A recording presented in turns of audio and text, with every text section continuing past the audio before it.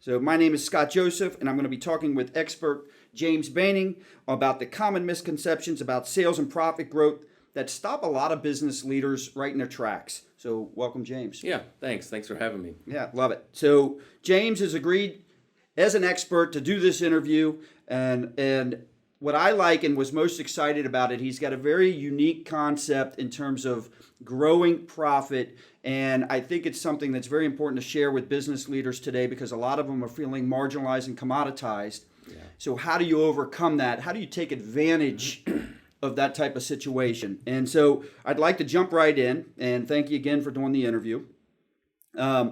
So our audience has a better understanding of exactly who you are, what your background is, what your experience level is. We'll start off by letting you kind of explain that, and then we'll dive in. Okay. So I've been in this industry for 3 decades, and most of it as an entrepreneur. So at a young age, I was at 25 years old, I got my first location, and kind of just continued to grow from there. And then ventured out into other businesses. I owned a restaurant. I owned a finance company. I just kept growing because I just loved business in general, but mainly stayed in the automotive industry for most of it. What would you say was the relationship with some of the other businesses and other industries that you worked with compared to the auto industry? Well, it's an interesting story. I thought car business was so time consuming, and I couldn't think of another industry that would consume any more of your time, and I got in the restaurant business. And I had no idea. No training, no nothing. I got, I want to go open up a restaurant. Yeah. Fine dining restaurant. And it was one of the biggest mistakes I ever made. I lost more money at such a rapid rate in that industry. And in that business, it almost never slept. Yeah. It was very interesting. So, but the transition of, doing automotive for so long and then going into the food industry, the restaurant industry, there wasn't, as far as business is business in some ways, but it was so different. Spoilage. It was, you've got cars that'll age out, in months. You got food that'll die on you in days. I mean, it was really interesting. Yep. Let me ask you this. Where was your passion? Was it in automotive or was it on the restaurant? It was automotive. Yeah. It was automotive. And I realized that over time. Yep. And because I did some other businesses too, and my passion wasn't there. I just always fell back to automotive. Yeah, and it can be very difficult, I think, to be successful in anything that you do if you're not all in. Mm-hmm. And as I interview more and more people, the one common theme that I hear is the most successful ones are very present. So, yes. And if you're sitting there saying that, restaurant would take so much of your time and you were doing it more of a, in conjunction, I assume, with... Oh, yeah, with, right. Yeah, it's very difficult to do that. Yeah, I thought I could just hire someone, plug them in, and, reap the benefits. That didn't work. Yeah. I think you hit the nail on the head. If you're not passionate about it, no one else is going to be either. So you're an expert. I follow you on social media. We've met before and talked. You've got a very unique concept and strategy when it comes to sales and profit growth. And right now, the industry you're in, automotive, is feeling a lot of pressure when it comes to being marginalized and commoditized. So I view you with what you're accomplishing, and I'll let you talk a little bit about that. And if you are too humble to brag about yourself, I will. But I want you to go into a little bit of detail of what you've been accomplishing lately in a market where there's a lot of people that you might be competing against that are really struggling because the margins are shrinking. They are.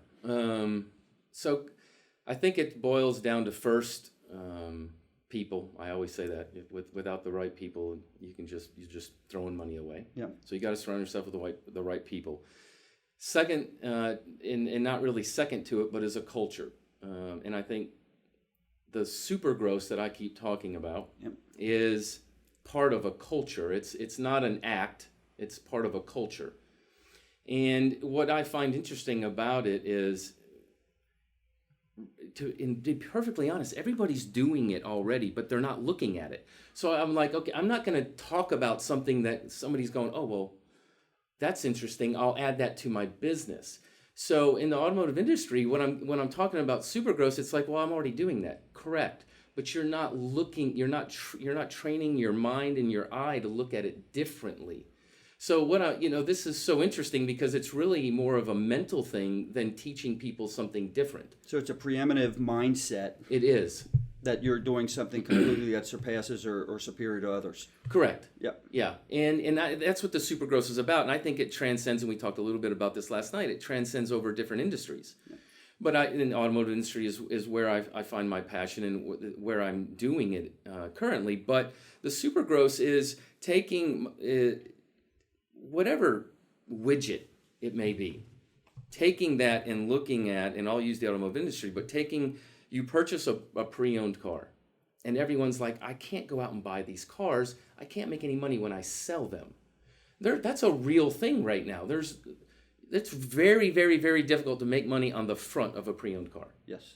It's I'm not going to say impossible. It's extremely hard. And that used to be the bread and butter.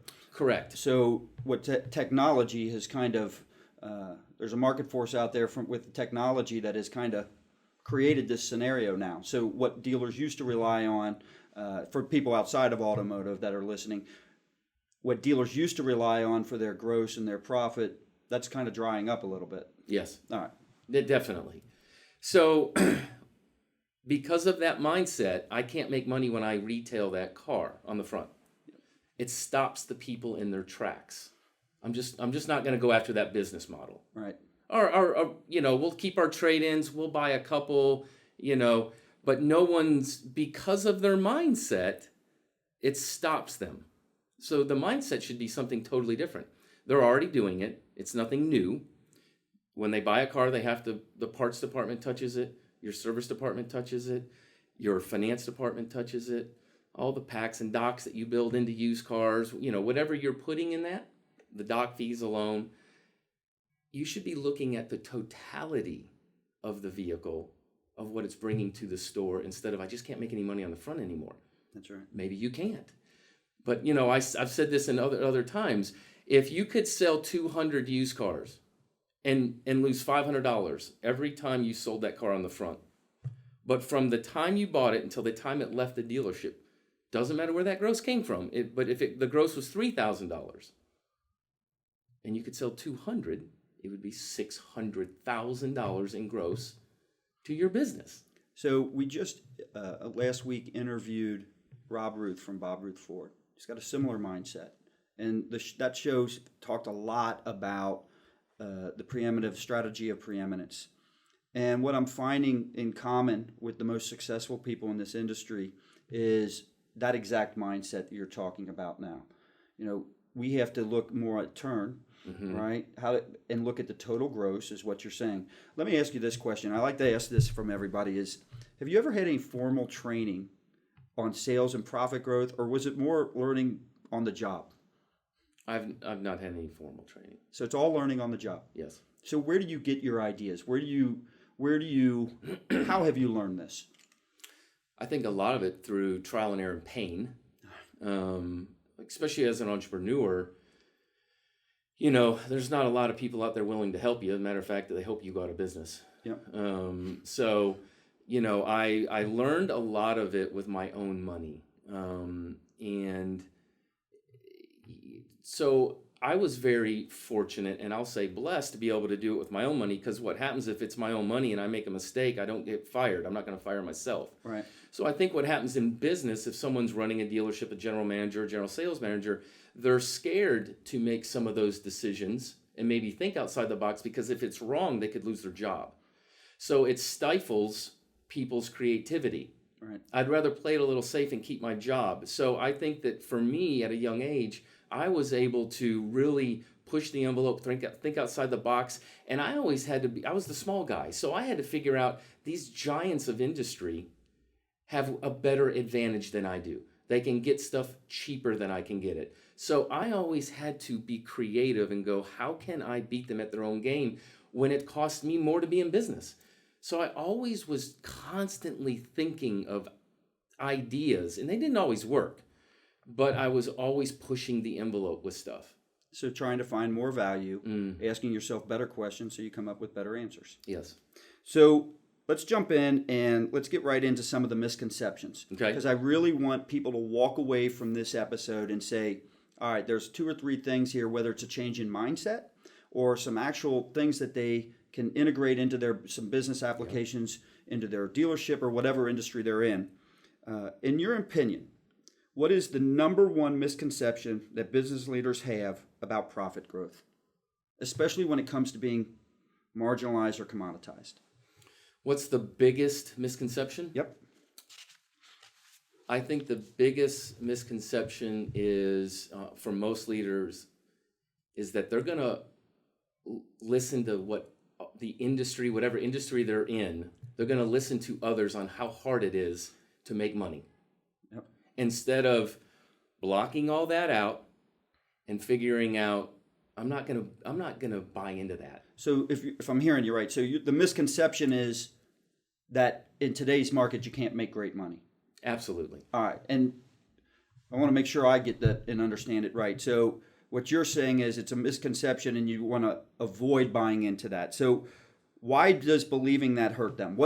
When you have that mindset, the wrong mindset, so to speak, and you're listening to all that noise, how's that impacting people? I think it stifles everything. When you start, I believe that, and there's all kinds of research on this, the mind will take you everywhere that you want to go, negative and positive. So when you buy into whatever it is that you're buying into, it will take you down the path and it will create boundaries for you, or it'll create gates for you to walk through. Whatever that looks like, and that's why it's so important, the mindset of the leader, to step away and get out of the noise and go, not buying in. I'll bring up Jeff Bezos, and I know everyone loves to bring him up. You can't make money in the online. You can't make money online. You can't make money online. He did all right. Well, he's doing okay. There's always a different way. It doesn't matter what industry you're in. It's, are you willing to find that way? Yeah. And that is always going to be the person in charge, the leader, to find the way. And that brings us right into the kind of the follow-up on this question. So what is the reality of this misconception that we're talking about? That if you can't make money, what is the reality of the situation? I think the reality of the situation is there are some amazing things in this industry getting ready to happen. Yeah. I heard somebody say something, and I absolutely love it. He said, everything moves slow until it doesn't. Yeah. And I was like, wow, that is so true, right? Electric cars, mobility, it feels like it's moving slow, and then all of a sudden one day it's not. Everybody's got it. It's like, where did that come from? Yep. Well, actually, it didn't just come out of the blue.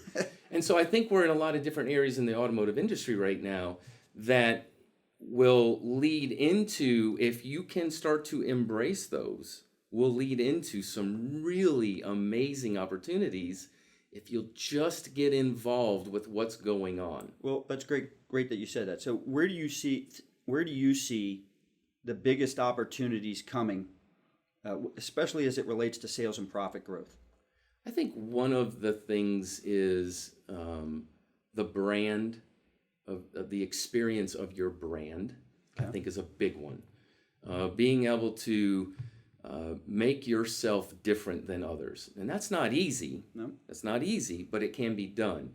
It takes a serious commitment. The other one is, if we want to talk about specific things, I think in other words, what are most business leaders, where do you feel like they're missing these opportunities when it relates to sales and profit? I think what they're going to, that's a good question, and I'm not sure if I know. I'm going to answer it, I think, more of the automotive industry than just, I think that being stuck in how things used to be. Yeah. I can't tell you how many conversations I have with other leaders in the automotive industry, and they'll say to me, I just wish we could go back to the old days. And I'm like, to what? Yeah. What do you mean by that? And they're like, it was easier. It was easier. Yeah. And I think that's a mindset. Easier. I mean, what is easier? Well, you know what? You have a very, and we talked a little bit about this, and let's get into that a little bit. We can get into a specific. When you say, and I agree with you on this, I run into that a lot as well, where they'd like it the way it was. It'd be great if no one could do any research and they were forced to come to your brick and mortar location Right. to figure out if they wanted to buy something or if they'd have an interest, right? Yes. Gives you an opportunity to influence that sale rather than them influencing and selling themselves online. But the question I would have is, you brought up an interesting strategy when you get an internet lead and a very direct question, and I think regardless of the industry, this can happen to you, especially with the internet. Someone goes on your site, they see something they're interested in, and they want to know, what is my best opportunity? What's the best price you can give me? All right? That happens every day, all day, especially in the auto business, and I'm sure it's happening to other business leaders as well. How do you handle that situation, and how does that compare to what you see a lot of people doing? So I handle it the polar opposite of probably 99% of the automotive industry, probably. So I try to go no fear of loss. But you got to have that. Yep. You have to have that no fear of loss and try to find out what you can do different than other people are doing. So what we do different, to be specific, is if someone sends in a lead, a text, whatever it may be, however it may come in, and they ask, what is the best price on this stock number? We answer it with 3 words maybe. We will sell you this car at this price. That's it. We don't send other cars. We don't send a paragraph about who we are. We don't have a long signature. I have them just type in their name at the bottom. You just give them what they want? Give them what they want. Yeah. And we don't ask, hey, when can you come in? We don't do any of that. We give them exactly what they want. So one of the things that I think that I've been able to have impact, whether it's in either, doesn't matter the market now that I've done different markets or franchises, is I am embracing the client wherever they want to be embraced, and I stop there. And I wait for them to come back to me. Yep. It's an interesting strategy. Most dealers, like you said, are not anywhere close to that.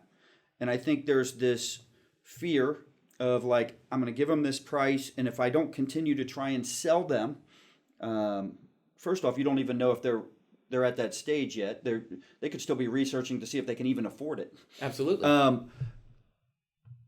They're afraid that they're going to take this number and then go to the next dealer. Mm-hmm. But let's play real world scenario for a second, right? I'm a lead. I come in. You shoot me back this number. It's not like I'm going to say, all right, I got James's best number, right? I can't wait. I'm going to sit here and now I'm going to go drive dealership to dealership, and then all these other dealerships have a competitive advantage on you. That's not what's really happening. What's really happening is maybe they do reach out to another dealer, try to get their best price. But like you said, most of the people you compete against are giving them all the other stuff. How can I get you in? Make sure the best price is when you come in. Come in. So all of a sudden, the customer, from an experience standpoint, views that as a bigger hassle. And basically, you're playing the odds, right? You're making the bet that because you've made it easier, quicker, and more fun, or just more enjoyable from an experience standpoint, that you're going to win more than you lose in that situation. Absolutely. And we do. I'm telling you for a fact, I know we do. Some of the things that we've been able to accomplish as a team have been significant. And it's because of we do that. And I know for a fact, we'll be able to go into a store and grow it by 40% just from some simple processes. And you work with an outstanding group in the Ourisman Group. So great company. But you've also taken a store. Let's get into some specifics here. You've taken a store, just so the audience knows, this isn't just some, theory. Talk about some of the numbers and the growth that you've experienced here recently. Yeah, some of the stuff I'll have to be a little vague on, because for Correct. one, it's the Graham Ourisman family, or the Graham Ourisman deal is a publicly traded company. Yep. So some of it we have to be a little vague on, and Lexus also doesn't want us to talk about rankings. Okay. So there's going to be some stuff that's going to be a little vague, but I'll try and give you the best picture. Yeah. As far as going into the store, let's say some closing percentages off internet. Let's say they were running, 5-6%. Yep. And we grew that closing percentage within the first 30 to 45 days of a buy sell taking over a store, which is, I don't know if anyone's ever done, it's not easy. Yeah. Because you've got all this uncertainty. So from a time frame, we're seeing a significant improvement between 30 to 45 days. So so people can walk away, because this is a show or an episode about sales and profit growth. And let's face it, the auto industry, if you're working in an industry that you feel is commoditized, I can assure you the auto industry is one of those. And so what did you do specifically to make that happen? Okay. So we created an internet team that is from cradle to grave, and they are taught to respond in the way that we just spoke about. Yep. And that increased 300%. So just by doing that simple 3-word answer, Yes. giving them exactly what they wanted immediately, not trying to dance around saying, hey, can you come in and how about a test drive and all that other stuff that we're all taught to do. By just giving them what they wanted, you saw a 300% increase. Yes. It's incredible. Yes. And those are real numbers. And there were other months that went higher. Lexus has what's called a best ever. I can talk about this.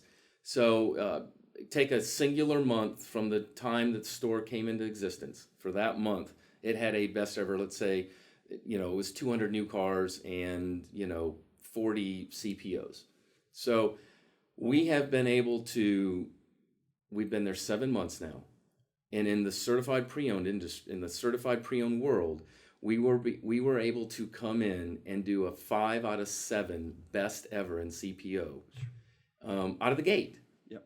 And we're talking. We were able to increase that best ever by 200%, 300%, and we're talking in sales. Right.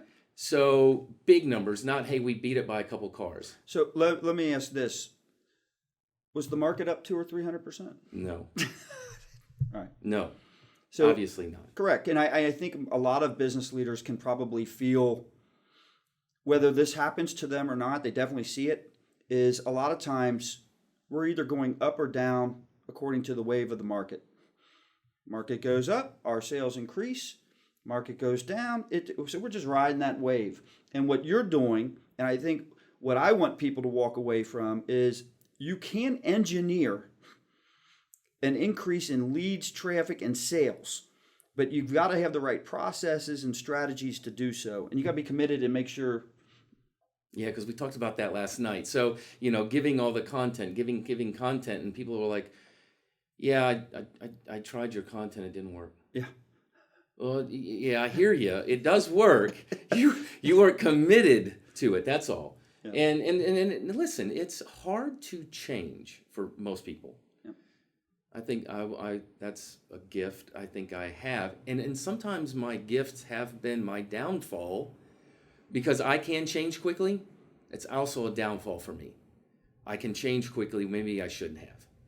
So we also got to, I say our strengths, our greatest strengths in as who we are as humans, if not channeled the proper way, can be our greatest downfall, also can be our greatest weaknesses.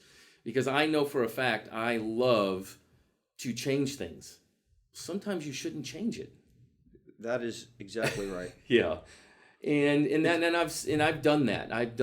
And I've learned the hard way. It's a hard thing to resist as a business leader when you are exposed to what you believe, because we're always searching for breakthroughs. Yes.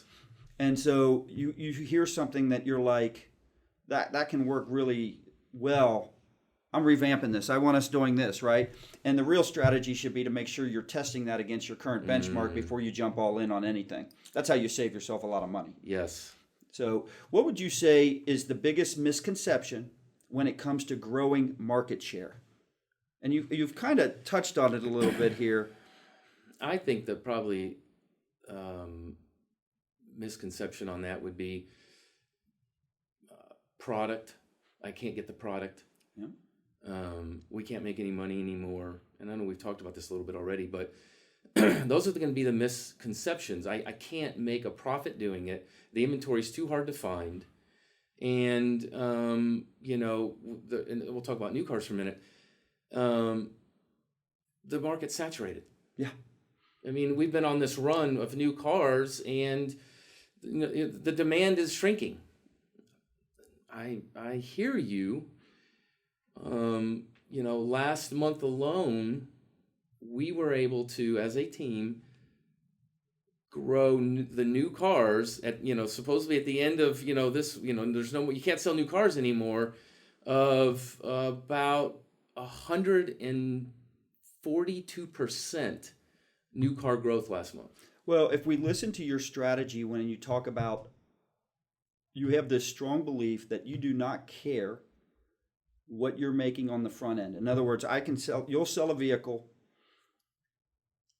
regardless of profit or loss on the front. Correct. Knowing that you've got cross-selling and upselling opportunities once they commit to buying a car. And these are things that people want. It helps them insure or extend warranties, things such as that, all different profit centers for you, right? And so you just want to make sure that average continues to climb. And what's great about that is it's actually giving consumers a better deal. It is. Because they're able to buy these things quicker, faster, and for a lot less money. And it's probably helping you increase your volume.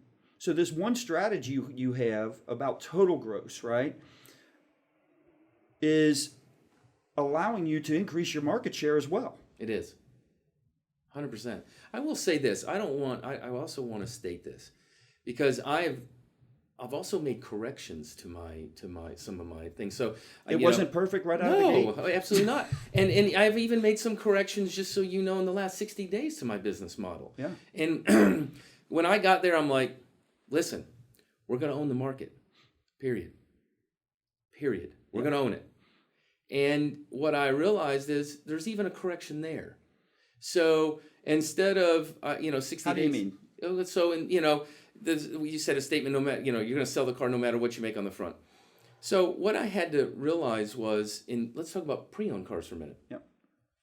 We would advertise a car. We were first, number one in the market in 500 miles on that exact car. And, you can do this research now. Yep. If you were looking for a 2017 RX 350 with this kind of mileage, we're number one in price. Meaning the lowest price. The lowest price, right, in 500 miles. Okay. And my guys were still negotiating. I'm like, why are we doing that? and they were like, because you said sell the car no matter what. I'm like, okay, that's a bad business strategy. Yeah. I mean, I You're hear already you. The lowest. If we're the lowest, and it's a certified pre-owned car, and it's a white tan RX, why would you negotiate? Well, they said they could get it cheaper somewhere else. I said, no, they can't. So 60 days ago, 45 days ago, I went to one price. August 1st, we went to one price. We no longer negotiate. And I was scared to death about this process. I always fought it, as a matter of fact. I said, you can't do one price used cars. You just can't do it. You can't do it. Someone comes in, they want $100 off. You really going to let them walk out the door for $100? I'm like, I can't do it. I can't physically. My body won't let me allow that to happen. But what I found was, if you just draw the line in the sand and say, we're just not going to do it anymore. We're just not doing it.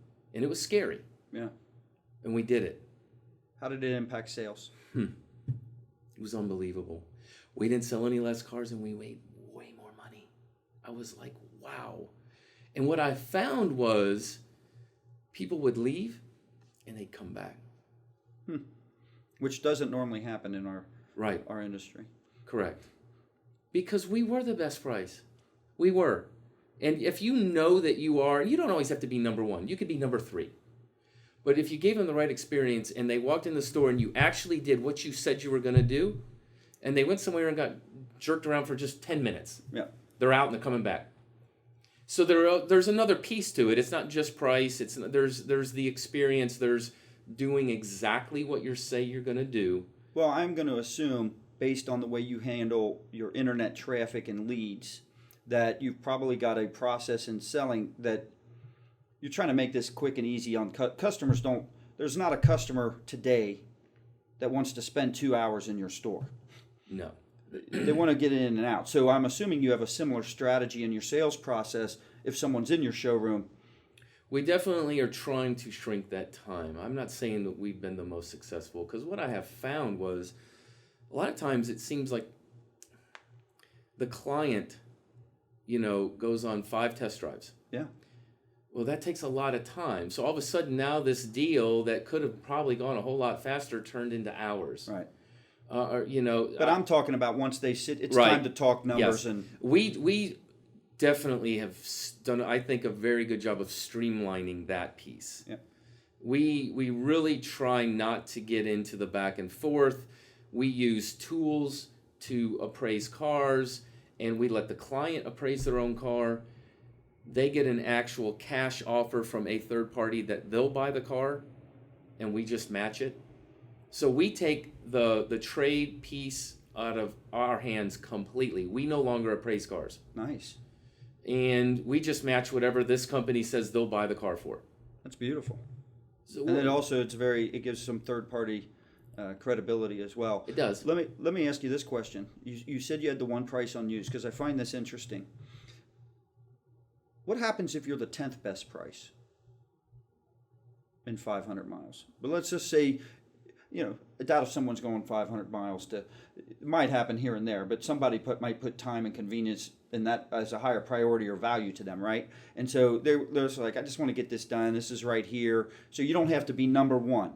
But let's say in your market, that's within a 50-mile radius, all right, your 5th, 6th best price. What do you do then? I'm okay with that too, and let me tell you why. I don't always want to be number one in price. Because if someone's looking for that specific car, and we'll go back to the internet thing, and they start shopping around, but they get a different experience from us online, and we're $300 or $400 difference from, because that's just so you know, if we're number 5, it's probably only a $300 or $400 difference. There's just, the margins are tiny. Yeah. Like if you're trying to get internet leads, you cannot go, I don't want to make $5,000 on this car anymore. That doesn't happen. So, so if you're number 5 in the market, and let's say there's $500 difference between number 1, and their internet experience with that person who's number 1 is atrocious. Right. But their internet experience with us is first class. They're going to come to us. And they mostly start there. So the odds are that's where it's starting. It's where they start. That's correct. It's where they start. So making sure that your internet process is first class will probably be the key to profitability. So what do you think the biggest challenges are specific to growing market share? Not being scared to carry more inventory, going out and purchasing more inventory with the business model that we just spoke about. Yeah. Talk to me. You mentioned this last night when we were talking. Talk to me about the inventory, because I find the turn ratio you have is pretty great. So talk to me about what you carry in inventory, how fast you're turning that, because I also think it goes to the model that you have of quit worrying about what we're selling these for now. Sell them, get them moving. We'll make money in other areas, which helps the market share, right? Helps obviously your sales volume, but it's also helping you focus on total profit, so your profit's going up. Yes. It's not your total profit for the store's going up. Because let's face it, if you're turning down deals because your mindset and focus is all about the initial gross, you're probably losing out on a lot of sales, and you're losing out on all that extra revenue and profit, right? So talk to me about that piece. This is all tying together. Yes. So I believe that, if you're super dialed in, you're probably being able to turn your inventory 14, 15 times a year. Yeah. Our goal is 18 to 22 times a year. So if someone gave you $4 million and you were able to flip that $4 million more times, on the totality of that number, you're going to make more money for whoever's $4 million that is. That's right. So if I can flip it, and I will tell you this, I think the industry standard across all brands and probably everything, and I don't know the exact number on this. This is a little bit of a guess. People probably turn their inventory probably 10 times a year. So if that person's turning their inventory 10 times a year, what does that mean? They're probably carrying 150 cars and they're selling 80. We do the exact opposite of that. We'll carry 120 and sell 175. Which also puts you at less risk. Absolutely. Because it's the fastest depreciating asset that we own as a dealer base. That's correct. And so what's great about that, I think that's also a strategy that can apply to a lot of different verticals. So if you're a brick and mortar business, you're carrying inventory. Right. All right. Even if you brought up the restaurant business at your spoil rate, right? So if you took even that mentality to that and said, all right, I've got this inventory of food, I've got to turn it, but you probably weren't thinking like that then. I wasn't. No, I wasn't. Yeah. Let's take it to that and help people that are not automotive for a second. Yeah. If you had taken what you know today as it relates to the turn and the market share like that, how would you have applied those concepts to that restaurant? Oh, I can tell you the first one would have applied is, if you know for a fact that whatever inventory you have could go bad in a certain amount of time, I would make sure that before that time happened, that would be at the top of the menu as a special at a way discounted rate than something else. Yeah. Because instead of throwing it out, I'd rather get something from it. Correct. You can do it with any industry like you just talked about. So that would be definitely something I would do in the food industry. Well, and let's face it, if you're in a restaurant, I'm assuming, I don't know what type of restaurant it was, but you've got the cross-selling and upselling of alcohol, liquor. Yes. You've got the cross-selling of sides. You're also growing market share because if you can do something and offer something special, so this is any industry, if you can offer somebody special a lower cost entry point, they'll remember that and be like, wow, that was an affordable, great meal. And all of a sudden you've won over hopefully a customer that comes back to you repeatedly. Yes, so that's a great point. So that's a great point. Yeah, it's not just about, so the market share, it's important because the goal here is not just the total gross of your average per transaction here, it's also what's the lifetime value of this customer. Yes. So your model really helps that, right? Jay Abraham teaches a great concept, and it's very simple, that there's 3 ways to grow a business, right? Grow your active customer base, grow the frequency rate, how often do they buy from you, and grow the average transaction value. So if you're constantly bringing in more customers, right, and you're doing your model of upselling, cross-selling, great, you're accomplishing 2 of those goals, and the better the experience, and the better you market to them, getting them to buy more often. So, yeah, I mean, think about this. So the reason it's the only 3 ways you can grow. It's the only 3 ways you can grow. That's it. Yeah. And so retention of that client is huge. Yep. Retention. We talk about retention all the time. So the retention piece for us, people talk about units in operation. Yeah. Of new cars. I hear you. But let me ask you a question. On a certified pre-owned car, let's say 3 years old, and you sell a certified pre-owned, whatever brand you're with, what car is going to come back quicker? A certified pre-owned car or a new car? Yeah. Certified pre-owned car is going to come back to your service department quicker. That's correct. What's going to be a bigger RO ticket? Certified pre-owned car is going to be a bigger RO ticket because the new car, isn't going to have the big ticket. Oil changes for a while. That's right. So what I think that people are missing is the long-term value of the CPO business, of the retention of that client for your service department. Okay, so let's say I don't make any money selling, or I lose money every time I sell a CPO on the front. If I can retain them and get them back into our service center, and I just sold 130 of those last month, I'd say we're 6 months from now, 1 year from now, it's a game changer. So let's talk a little bit. When you bring up retention, that brings up an interesting point. Obviously, it is very difficult to grow market share if you're losing out of the bottom of the bucket as many people as you're putting into the top. So if you're losing as many customers every month or every year that you're gaining in new business, you're not growing market share, you're just treading water. Right. And so let's talk about the challenges that are specific to customer retention, because loyalty is at an all-time low, and that's every industry. Mm-hmm. And the reason for that is when you are, as a consumer, able to shop online. In a lot of industries, they can buy online, and even in auto now, that's happening. What are you doing? What is the challenge, and how are you trying to overcome that from a retention standpoint? Well, I'll talk about some just specifics. Some of the things that we're doing is when someone buys a certified pre-owned vehicle, we are allowing free pickup and delivery on every single one of those cars. So it's a package. We give it away for free. Yeah.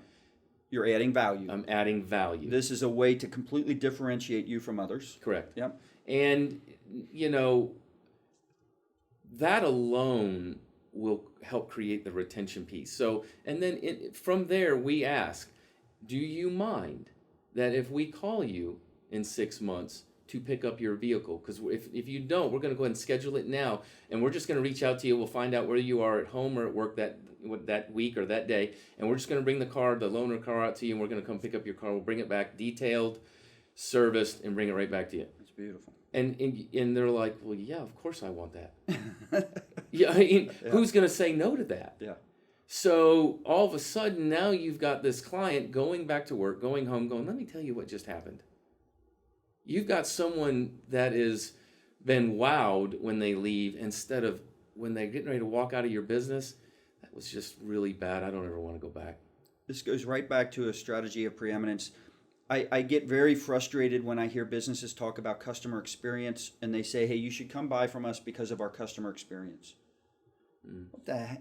What does that mean? No one knows what that means. And so, but here's a way that you've clearly articulated an example of that, right? Right. And I think in marketing, it's important that we remember we have to explain what that customer experience means. Why is it different? Why is it unique? And so I love that example. I think it's outstanding. And let's face it. Let's get back to this mindset you talk about. There would be a lot of people. There are other industries that don't have the problem of overcoming trust like a car dealer does. Yeah. I mean, let's face it. If you were to poll most of the consumers, who do you trust most? Is it Amazon, or is it your local car dealer? They're choosing Amazon, right? And so Absolutely. And so some people might look at that as a negative. All right? I don't choose to look at that. And the people that I'm interviewing, the most successful people, they look at that as an opportunity. All right? And it gives them, they know that by this strategy of preeminence, of being superior to all the others, it forces you to find ways to be superior, to live up to that standard. Right? And so here's an example. You're going to say, I'm going to beat everybody else. I'm going to be different. I'm going to be unique. Stand out by doing this. I want to wow these customers with this experience, right? And so to me, it's an opportunity that if the perception of and it goes right to back what you were just saying, they go back to their office and they're talking it up. It's easier sometimes to stand out. I agree. When you have that, what some people might view as a limitation. Yeah, so I think a lot of people or an obstacle. Yeah, I think a lot of people go, well, I need the big, beautiful building. I need, the best showroom. I need... Well, in fairness, you have that. I'm not going to argue that. But I'm not going to argue that. But I will tell you, that's not the experience. Does that add to an experience? Sure, but that's not the experience. No. People can be wowed by your people, not by the location. So I mentioned Rob Ruth earlier at Bob Ruth Ford.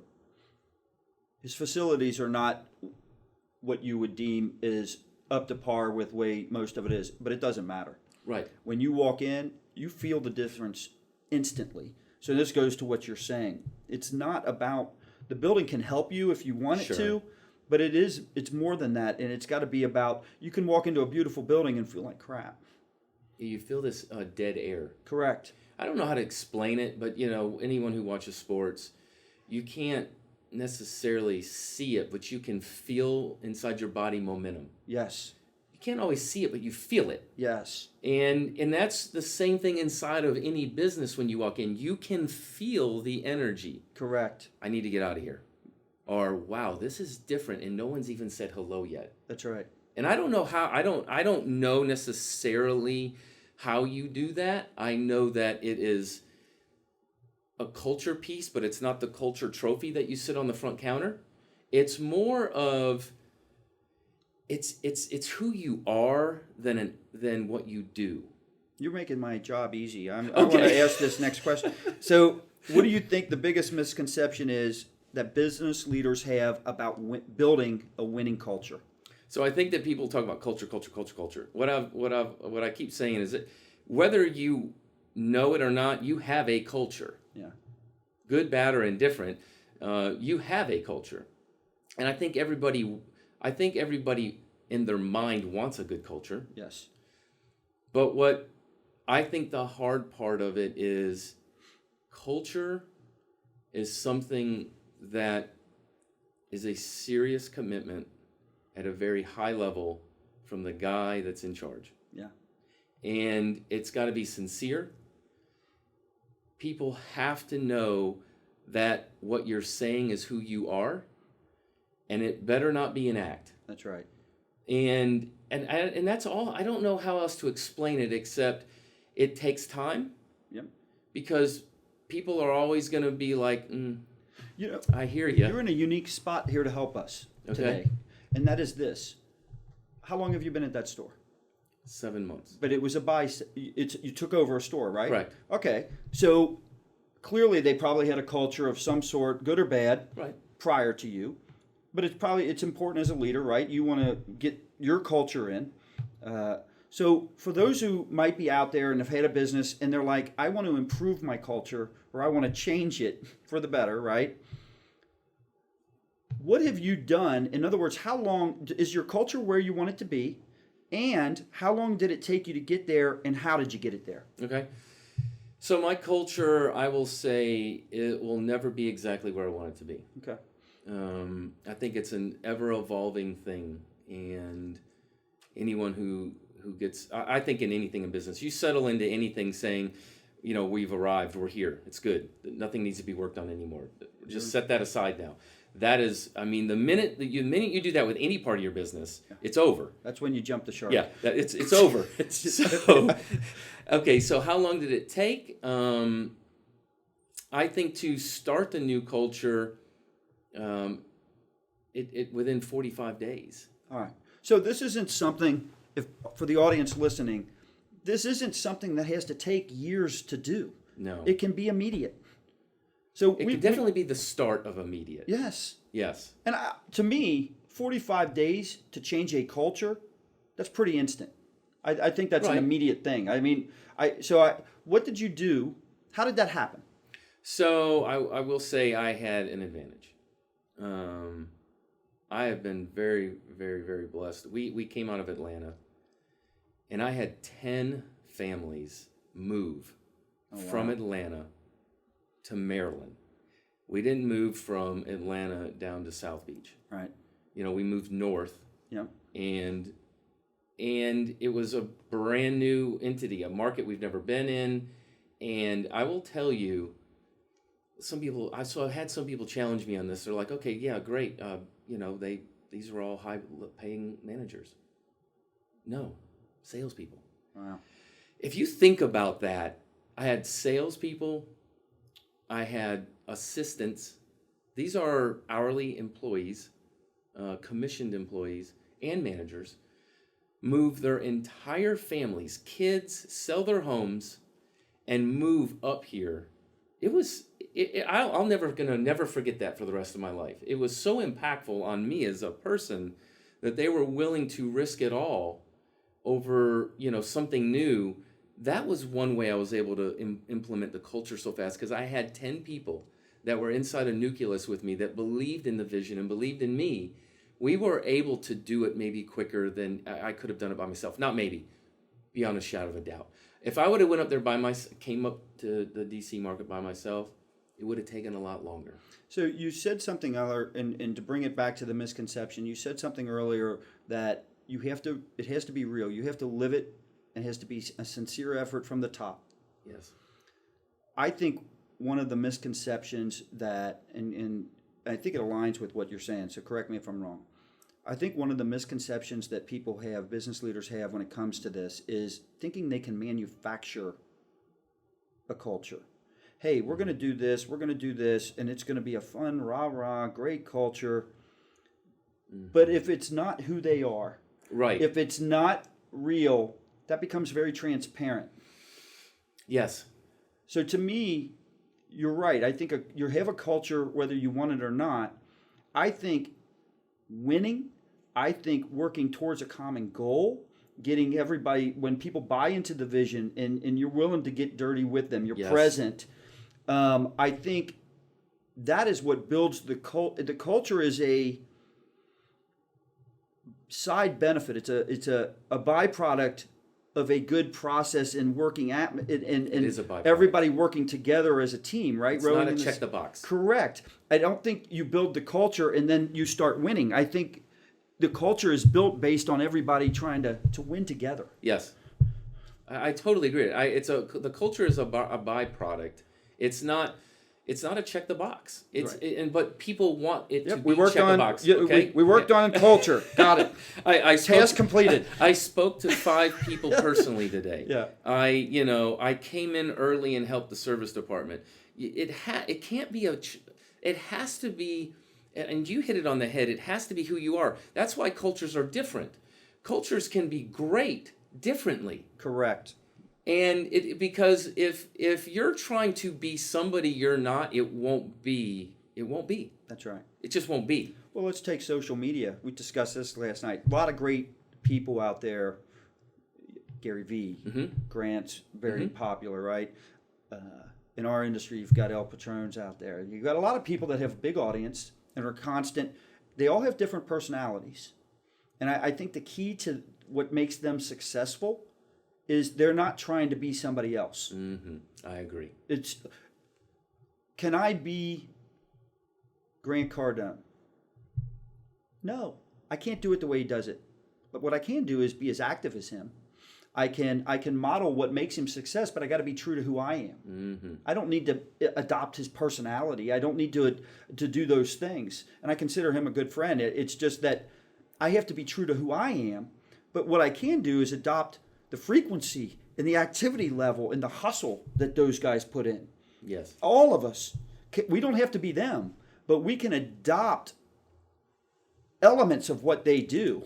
And I think that's a big misconception that, people are watching the Gary Vees, the Grant Cardones, all these, people, and they're like, okay, I need to be like them.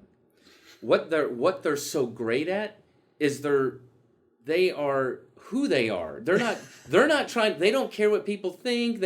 I'm going to be who I am. That's right. But I am going to be really, really relentless at it. Correct. And that's the key. I mean, I love Gary Vee personally. I think that, his approach on everything is, for me, so much common sense. Common sense. Yeah.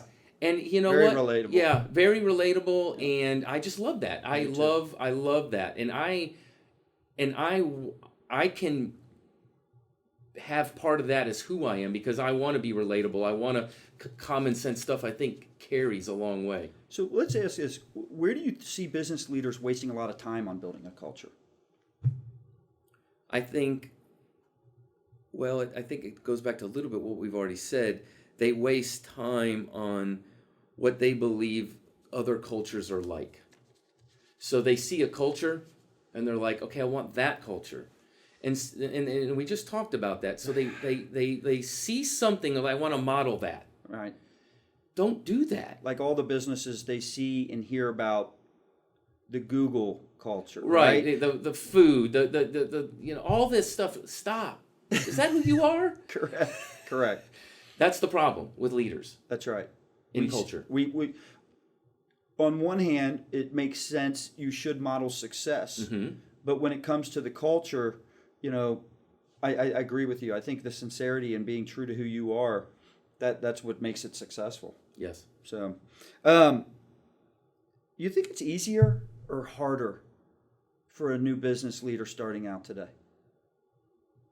Why? I'm not the person to ask this. I think everything can be as easy as you want it to be. But I think that's the lesson. Yeah. I talked about this. I mentioned some prior interviews.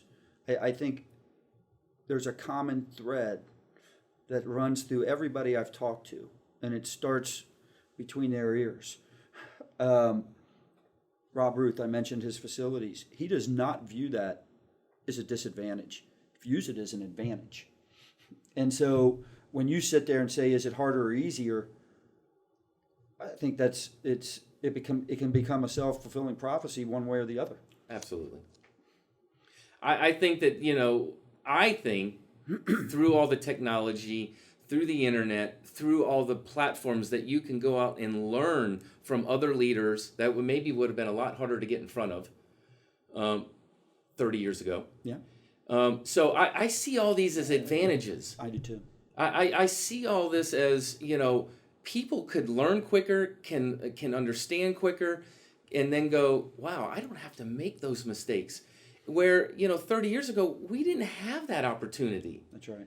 No one, I didn't, I could have read a book. Well, not to mention that, one of the biggest advantages I would think starting out, just social media is a great equalizer. Absolutely. How committed are you to that? What type of audience do you want to build? Because it can cost you as much as you want or as little as you want, and both have a path to tremendous success. And most of it's just time. Yes. And effort. Yeah. Time and effort. Yeah. What's your commitment? I love the cartoon of the two guys digging a tunnel to the diamond mine. I do. I love that one too. And the one guy, the classic one. Yeah, they both get close. The one guy stops short, and the other guy keeps going. We sometimes stop right before our breakthrough, right? I've done that. We all have. Yeah, I've done that. So, what kind of final thoughts do you have to help motivate business leaders out there who are just getting started or really looking to boost their sales and profit? Well, how would you summarize all this? I would summarize is I'd make sure that if you're really trying to increase profits, whatever industry you're in, you better make sure you're passionate. Because if it's not passionate, it's hard work. It's a grind at times. And if this isn't something that you really, and you're like, well, how can someone be passionate about sitting at a desk? There are people that are passionate about that. Yeah. But so what I would say to leaders is make sure that if you are the leader, make sure it's the industry you want to be in, and make sure you're willing to sacrifice the time for others. Because the minute you put your agenda in front of everyone else's, it's not going to work. That's right. It's just not going to work. I've done it. I put my agenda when I was young in front of everybody else's. It didn't matter who they were. And I saw the pain that caused for me. Yeah. Not necessarily even the people around me, but the pain it caused me. So what I would say is, and I'm 51 years old. That I didn't have the wisdom I have now, and it took me a lot of hard lessons to understand it. I didn't have a mentor for a long time. I didn't have someone helping me along the way. So if I could give any advice to someone starting a business or getting involved in something, make sure your motive is right. Make sure that you're not doing it for today. Because traditionally, if we're doing something just for today, it never lasts. That's right. And if you start putting others in front of you, what you'll find is that team that you're doing it for will just shoot you to the top. And I've kind of seen that now, whereas I'm watching this happen, and I truly do this now. Like I will 100% put other people's wants in front of mine, and I didn't always do that. Give us an example of that. I hate to put you on the spot. No. I'll give you an example. Putting maybe I'm in a situation, and I'm going to say it's not here. I want to clarify this. So I'm going to go back to an older situation. Okay. The situation that I was in as the leader was not good for me. But the people that were with me at the time, it was good for them. Okay. And I stuck it out. Okay. Yeah. And what I found was they knew, without me saying anything, that I was in a situation that I was not happy with. But they saw that. I didn't have to say anything. I didn't have to go every day, I'm not happy, I'm not this. They could feel it and see it, but I was allowing them to flourish in the situation that we all found ourselves in, regardless of what I was getting done. Right. And I will tell you, it is why I've been able to surround myself with some of the people that are around me. So I think one of the things, and that's another common thread, is just the leadership qualities and the culture that's built in the team. If I had to say there's one thing that every single person that I've interviewed talks about, it's about their team, right? And how proud they are of them, and how much they enjoy working with them, and just the importance of building that team the right way, and elevating people. You know, it's not just about, you know, finding the right people, but your ability to elevate that team and accomplish so everybody wins. Yes. I'm a firm believer in, you know, a lot of people say I'm crazy. A lot of people. I'm a firm believer in if someone's on my team and they want to do something different and it has nothing to do with me, and they're an integral part of that team's success, actually, and they're like, hey, I want to go try this. Will you help me? And what I've found, I didn't do it when I was younger. What I found is I do it now. Of course I'm going to help you. Yeah. They're like, okay, well, this means I'm leaving the team. This means that you're going to help me, and you're not going to get a return on investment anymore. Right. I've done that. I have helped people in their careers or do things that left the team that in theory maybe would have hurt me. Yep. It didn't. It didn't. Yeah. And once you realize that, it's so freeing when you go to work or whatever. It's so freeing. You're like you don't feel like this death grip. Work. This death grip of, oh my gosh, what if this person leaves me? What if this person leaves? And if people know that you just want the best for them, it is. That's what I'm saying. The culture piece. I don't know how to explain it, but when people really know you want better for them, regardless of what that may look like for you, that's culture. Yeah. Serve people. Serve them. And so, you know, I find it interesting. To me, people talk a lot about work-life balance, and we're kind of getting off topic here, but I think it's worth discussing. And for me, I think work-life balance is when you want to spend all your time in both. In other words, I have to do this work-life balance. Here's my 40 hours a week. Here's my cutoff time. Here's my cutoff time. Yeah. Because I'm torn because I want to go to my family, all right? But I also want to stay right here because I love what's getting accomplished in the work, and vice versa.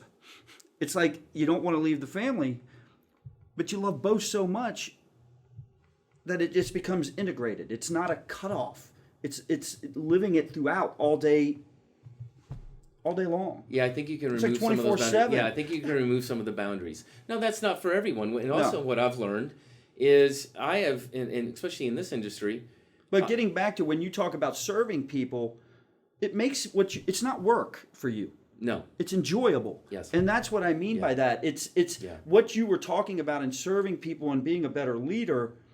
It gives you a better work-life balance because you're not looking at it as work and life. Correct. It's life. That's true. Yeah.